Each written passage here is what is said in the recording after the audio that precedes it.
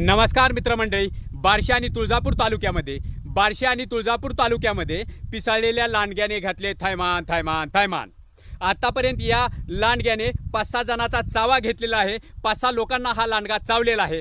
धामणगावातील नंदकुमार मसाळ यांना हा लांडगा चावलेला आहे। त्यांनी तातडीने सोलापूर सिव्हिल येथे जाऊन उपचार घेतलेले आहेत। रेबीजची इंजेक्शन घेतलेली आहेत। खुंटेवाडीतील 3-4 लोकांना हा लांडगा चावलेला आहे। तरी परिसरातील लोकांनी सतर्क आणि सावध राहणे गरजेचे आहे।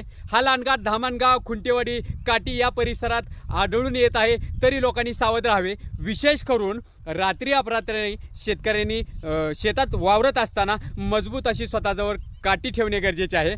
आणि शेवटी वन विभागाला माझे हात जोडून नम्र विनंती आहे की या पिसाळलेल्या लांडग्याचा, या जनावराचा युद्ध पातळीवर तातडीने वन विभागाने बंदोबस्त करावा आणि वन विभाग तो बंदोबस्त करेल।